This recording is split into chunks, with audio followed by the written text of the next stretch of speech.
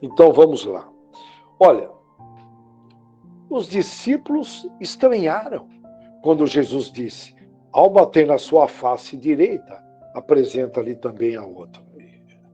Era uma mudança extremamente radical. Jesus era um revolucionário, ele estava provocando uma mudança enorme, enorme, que foge das nossas compreensões, uma vez que nós estamos aqui nos dias atuais. Os discípulos estavam acostumados com a lei de Moisés, que foi um progresso, hein? Sempre lembrando. Antes da lei de Moisés, se você olhasse feio para alguém, esse alguém ia lá e dizimava a sua família. Então, quando Moisés trouxe, foi um progresso. Você vê que os progressos vão ocorrendo num tempo justo, no tempo de Deus. Então, eles estavam acostumados com a lei de Moisés, que dizia dente por dente, olho por olho, em outras palavras, revidar na mesma moeda. E, na época, reforçando, era um conceito de justiça. Temos que considerar os estágios intelectuais e morais coletivos que eles estavam. Não tinha jeito de... Ninguém consegue ser o que não é. Então, eles estavam naquele estágio intelectual e moral.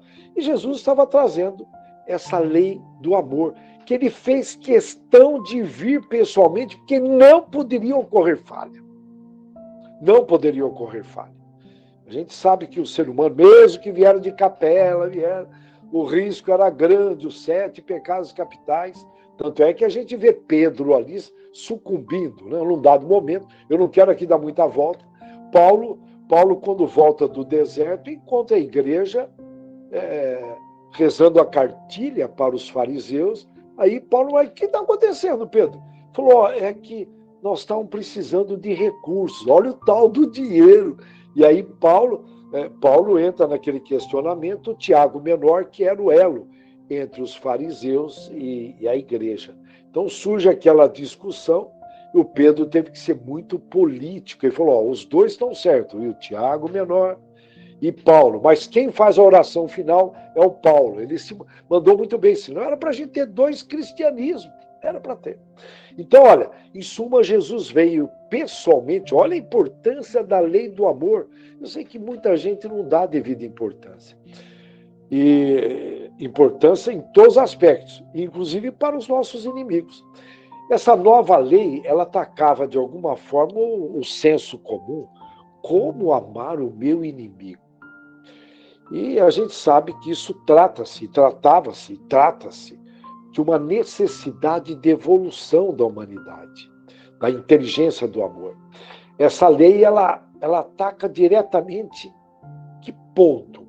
O ponto do orgulho. Eu me lembro que eu achava que eu não tinha orgulho, aí eu descobri que eu tinha. Eu não vou poder contar a história, senão vai tomar muito tempo. Então, olha, vem, cutuca o orgulho. Os nossos inimigos são instrumentos maravilhosos, que nos traz a verdade, pega nas nossas fraquezas, e a gente tem o hábito de não querer agradecer a presença do inimigo. E, sim, muitas vezes é até necessário um afastamento psicológico, porque algumas situações acabam gerando até desequilíbrio. Então tem que tomar cuidado, cada caso é um caso. Eu não vou esticar muito, não. Mas o importante é que ele fere a nossa autoestima. Eu falo importância, é uma das importâncias. Essa lei, a lei, ela mexe com a nossa autoestima. Quando nós recebemos uma agressão, a nossa primeira ideia é de revidar, naturalmente, isso é. Desde que não tenhamos também autocontrole. Então, eu estou citando aqui 2 palavras, autoestima e autocontrole. Se eu não tenho autocontrole, eu já perco a boa, né? Meu pavio é curto mesmo, eu nasci assim, eu cresci assim, de onde eu vim, meu pai era assim, meu avô era assim, aquela conversa furada. Então, veja bem, é muito comum isso, hein? Então, nós estamos falando aqui de autoestima, porque cumprir essa lei de Jesus fere a nossa autoestima e, de alguma forma, faz a gente se desenvolver o autocontrole. A baixa autoestima é como você... Eu vou pegar uma frase muito popular. É como você dirigir a vida com o freio de mão puxado. Você não é pleno, você não acredita muito em si, não tem muita autoestima. não se estima muito, não se aceita muito. Então, quando ocorre isso, mexe com nossa autoestima. Você passa também a questionar, peraí, né? Eu não me aceito, e surgem problemas aí enormes, não é tão simples assim. Na teoria, tudo é uma maravilha. Agora, ter alta autoestima não é ser dependente de elogios das outras pessoas. Sim, simplesmente ser confiante e se sentir bem. Por sua vez, ter capacidade de se controlar, dá um poder incalculável. Saber que não cederá. Eu estou aqui imaginando situações, hein, que nós podemos ser ofendidos. Hein? Nós não estamos de alguma forma tem a ver. Lógico que Jesus, na época, não poderia entrar nessa área da psicologia. Mas você saber que não cederá a provocações de qualquer um que seja, inclusive de obsessores, traz uma segurança, equilíbrio e paz. É muito interessante. Quando eu percebo a presença de alguns obsessores, isso aí o Espiritismo me ajudou muito. Falei, irmão, o que você quer? Eu chego a conversar. É muito comum. Várias noites acordei e a gente acaba conversando. Né? Mas, de alguma forma, eu melhorei muito o meu equilíbrio, porque um tempo atrás era fácil colocar palavras na minha boca. Sabe, pensamento rápido, de repente você está falando, não, mas eu não queria falar isso.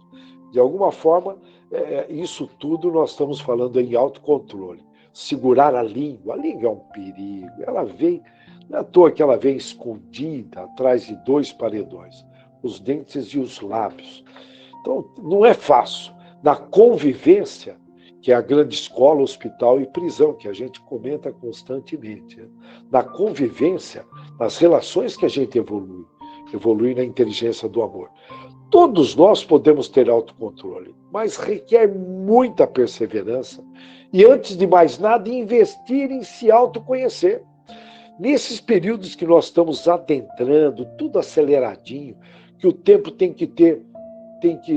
o tempo passou a ser uma moeda muito mais valorizada, mas você tem que ter uma outra ótica em cima do tempo. Porque um dia hoje equivale a meses.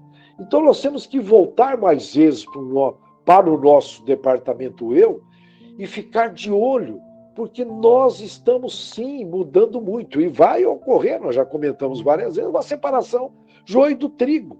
Vai! Tá? Quantas pessoas achavam que tinham fé e de repente na pandemia ficaram balançadas? Quantas pessoas? Eu digo balançado. Então, tudo isso está contribuindo muito para a nossa evolução.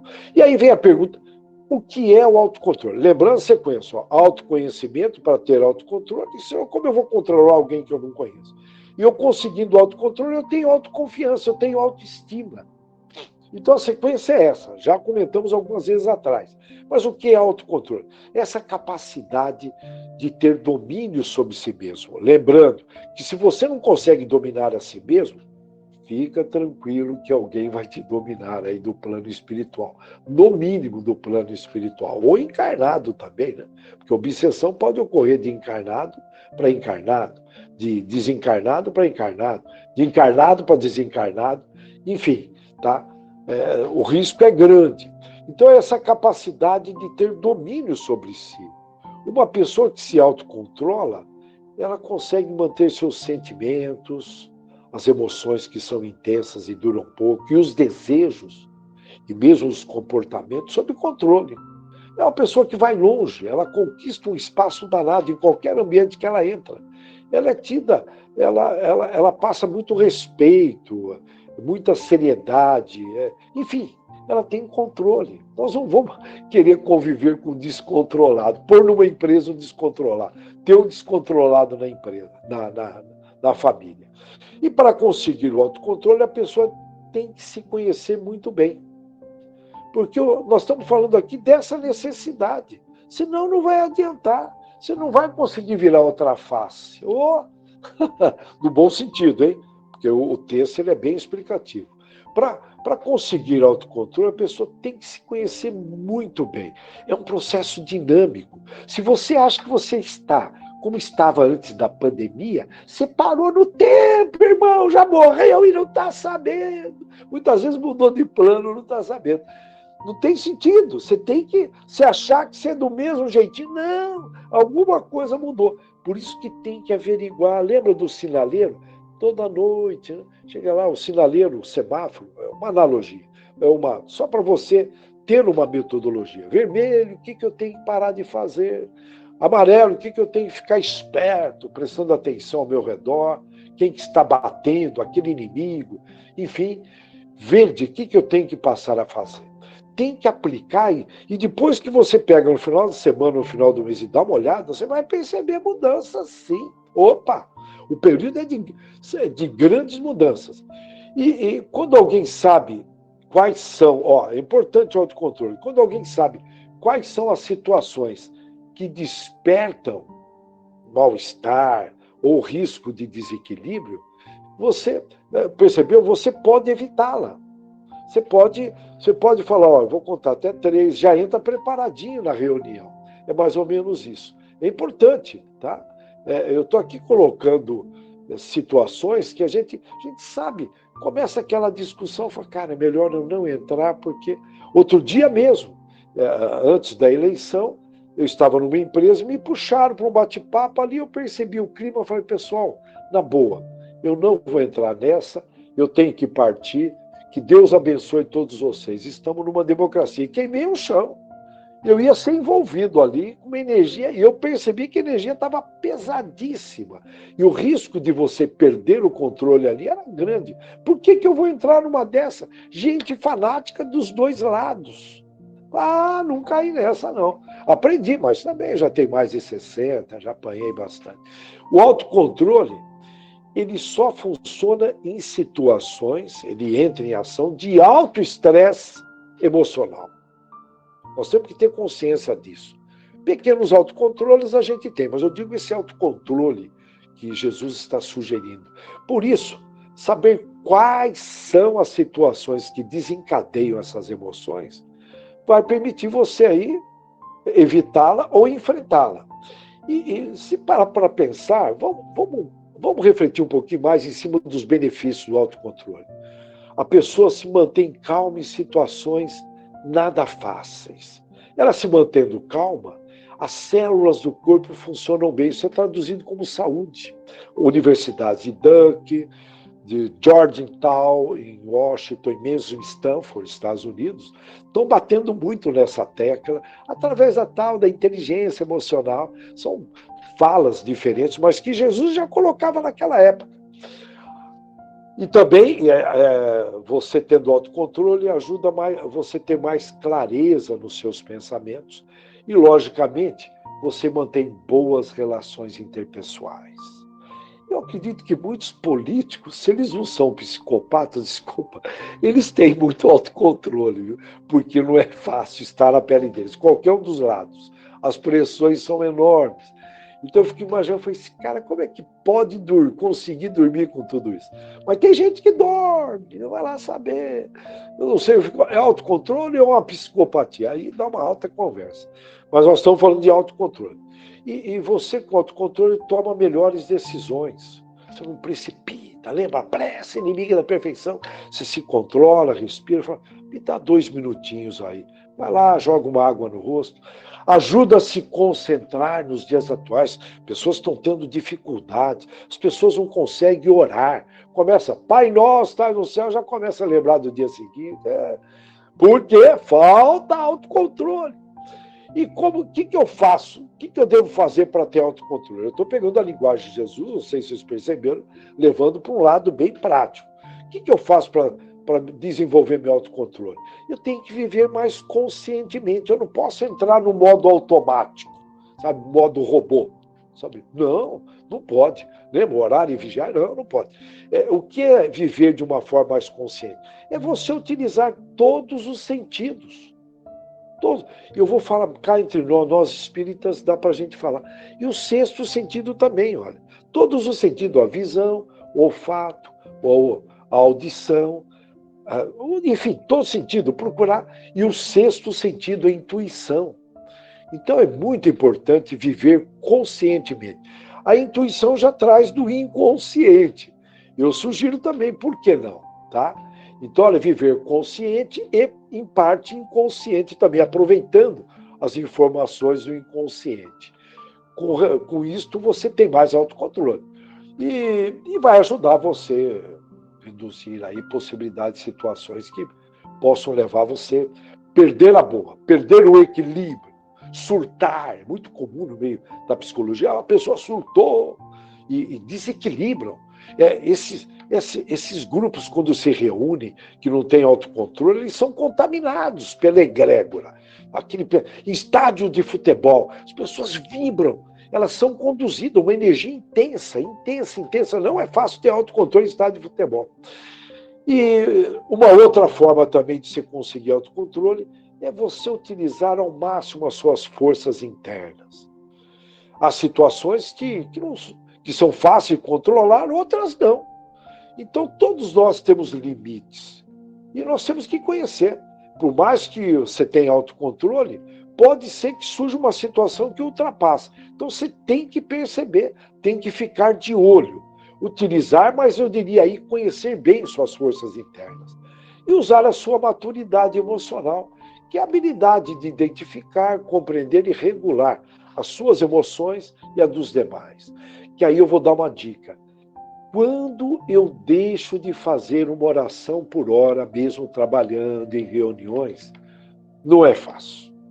É uma sugestão. Eu consigo essa maturidade emocional, que poderia ser chamada de inteligência emocional, com muitas orações, eu saio fora, estou no meio de uma reunião, eu faço uma oração, dura 30 segundos, eu não perco nada, eu consigo ficar em duas situações, procuro sentir uma oração, peço ajuda para manter a frequência elevada, porque se eu baixar a frequência, entrar no clima, aí esquece a maturidade emocional.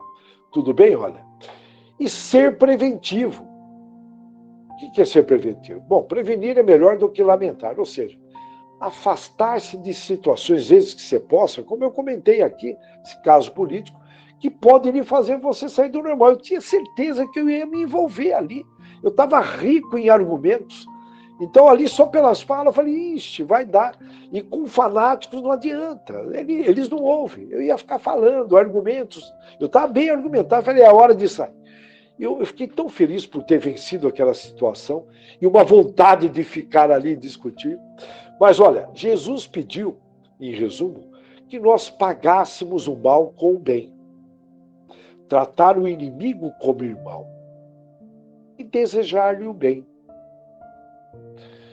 E nós temos que agradecer o inimigo, né? Porque nós já comentamos na última quinta-feira que são eles que contribuem com os nossos progressos. Os nossos amigos, geralmente, eles se comprazem, eles não querem gerar indisposição com a gente e não trazem a verdade. Já os inimigos, não. Por isso nós temos que agradecer.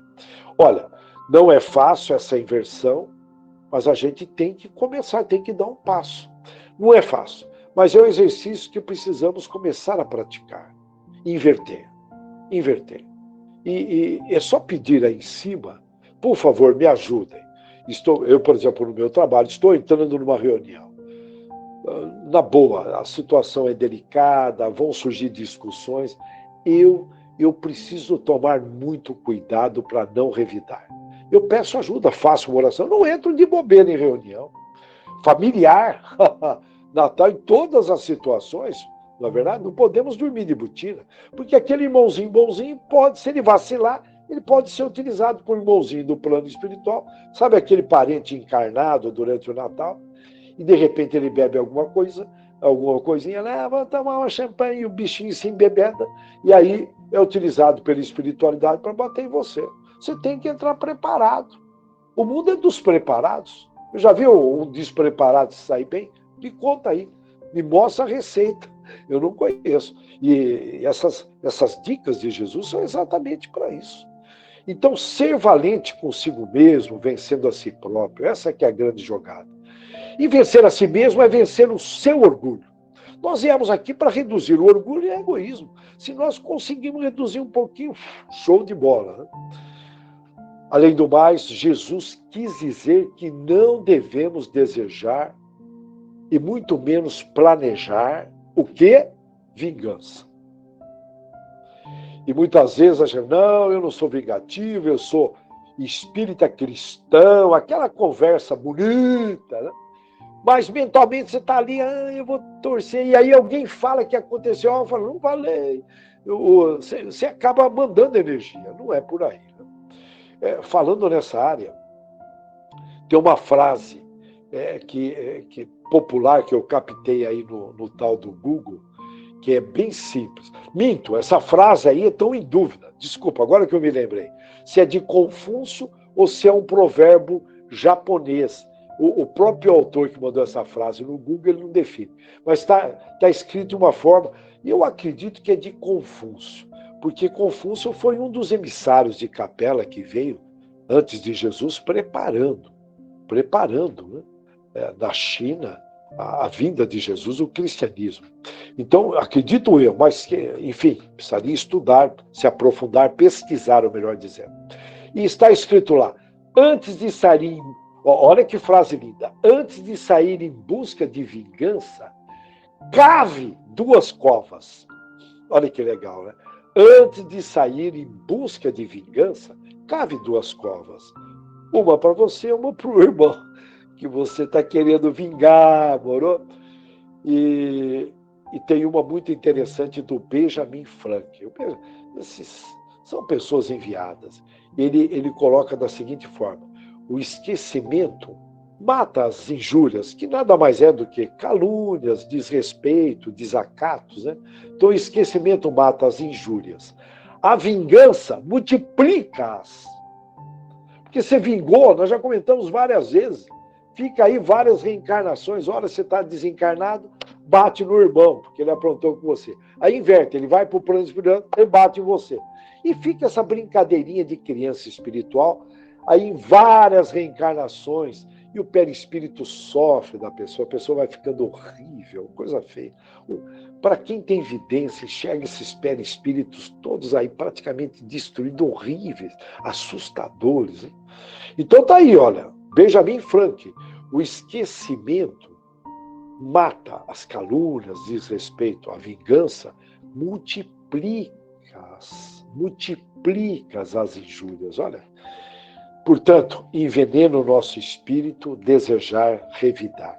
Envenena, veneno prejudica, né? Veneno prejudica, mata se é físico, dependendo do veneno. Querer justiça com as próprias mãos. Isso já está, com a graça de Deus, desaparecendo coletivamente. Agora, esse progresso individual é opcional nosso, depende de nós. Lembrando sempre que o nosso espírito se alimenta de amor. Se a pessoa ela vem com fogo, você leva água, surge aquela energia maravilhosa. É muito interessante, quando você faz uma gentileza, você para o veículo para uma pessoa passar e ela agradece, você sente aquela energia, que energia boa, que é a prática do bem. Né? Praticar o bem faz muito bem. E o nosso espírito se alimenta de amor. O que tem de espírito de alma, desnutridas de amor, que é uma coisa bárbara. Se fala muito em fome, eliminar a fome, mas a fome espiritual é maior. Eu não vejo ninguém fazendo campanha nesse sentido, né? Igualdade, todo mundo ganhando o mesmo salário, aquela conversinha. Isso é utópico, meu gente. O riquinho de vida anterior, ele tem que vir pobrezinho nessa vida, para ele aprender. Ele gastou a riqueza em outras coisas, em luxúrias, em drogas, bebidas, aquela coisa que vocês conhecem. Então, faz parte. Então, olha, alimentem as vossas almas com amor. É isso que Jesus pregou. E a gente tem uma dificuldade, eu estou falando por mim, dificuldade de compreender. Não sei o que mais Jesus teria que fazer. Depende agora de nós. Será que vai vir Allan Kardec versão 2, simplificando mais isso ainda? Eu não sei, eu estou em dúvida, viu? Eu questiono. Já pensou? Kardecismo 2. Não perca, Netflix. Por outro lado, não estamos aqui para ter sofrimentos desnecessários, físicos ou psicológicos. Em certas situações, fala, não, isso é um karma. Não, tem que pedir orientações. Tem um dado momento que não tem sentido você ficar ali. Né? Bom senso. Vamos resumir, porque o tempo não para. Olha, nós estamos aqui na vida para aprender, se curar e se libertar. E Jesus, quando trouxe, olha bem, quando ele trouxe a simplicidade / humildade lá na manjedoura, que era o local onde alimentava os animais, ele nasce ali, falou, olha, sejam simples, humildes. E aí ele sofre todo aquele martírio até chegar no Calvário. São duas palavras, olha, simplicidade e humildade. Eu estou colocando, são palavras diferentes, tá? Mas olha, simplicidade e martírio, sacrifício.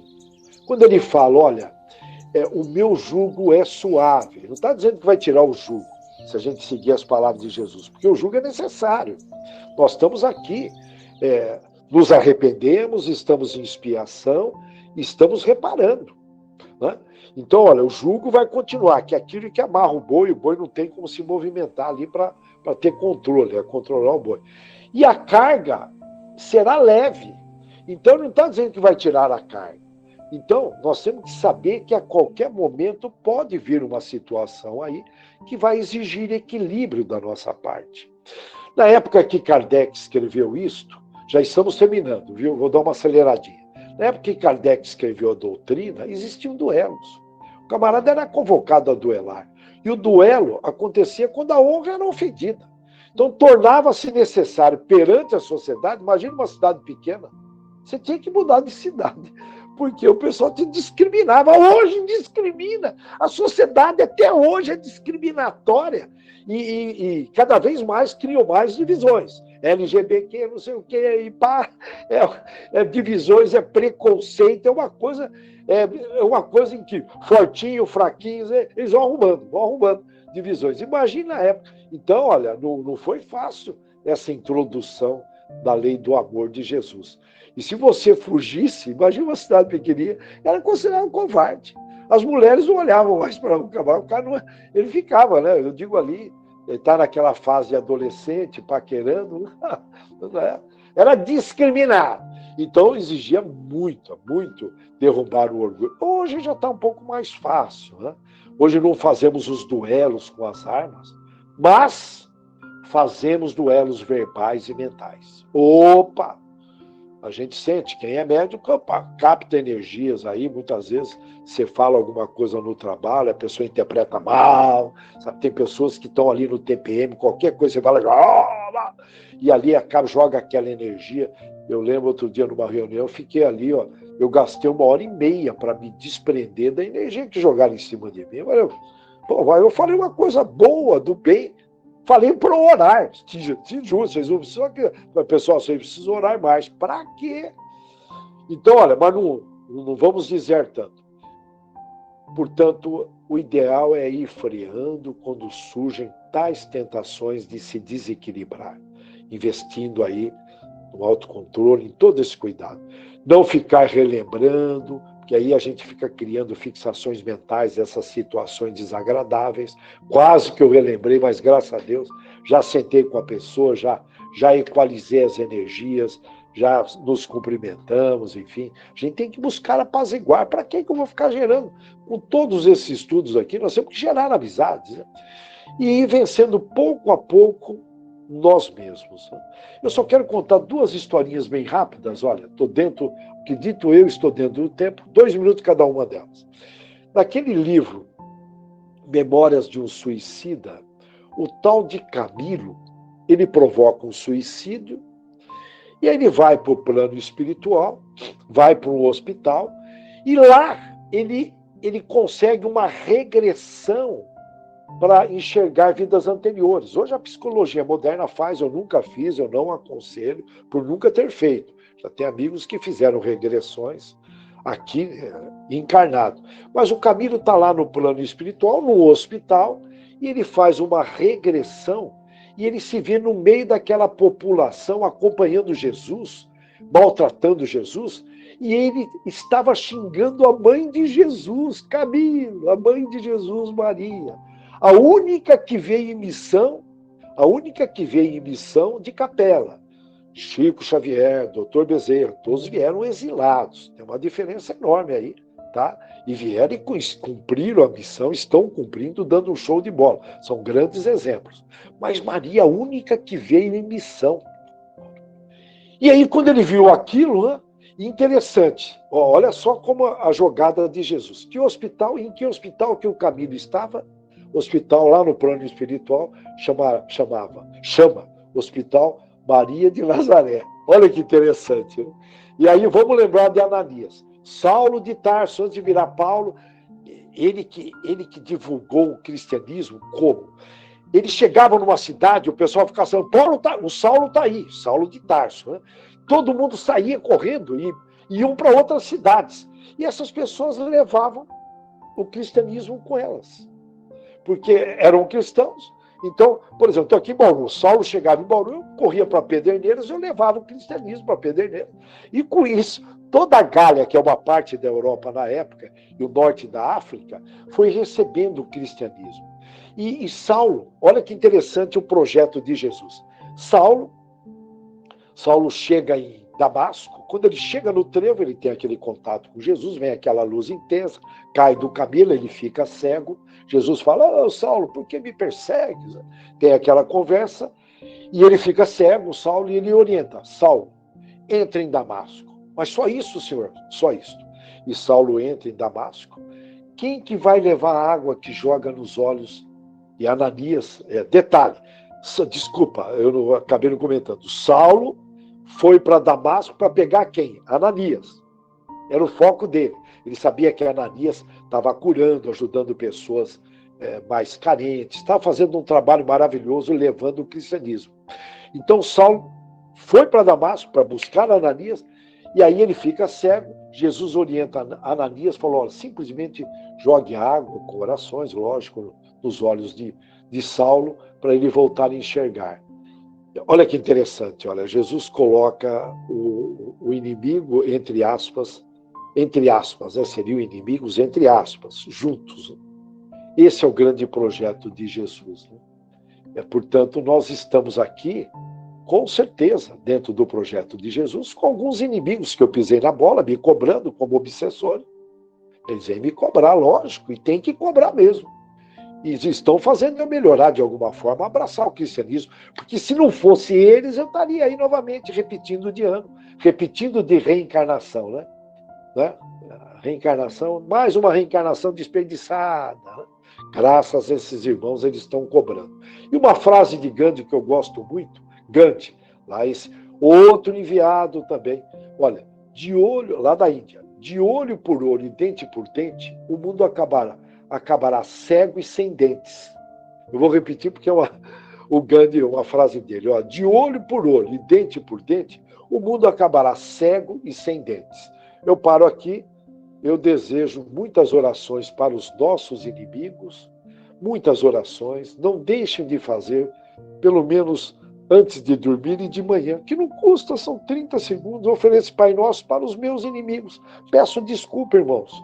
Eu era imaturo perante as leis de Deus, não estou sabendo o que eu fiz, mas eu peço desculpas. Fica aqui junto comigo, você vai junto comigo buscar Jesus, que eu estou me esforçando para buscar Jesus. Experimente comentar isso com eles, e com isso nós vamos criando correntes de cristãos. Que Deus abençoe a todos.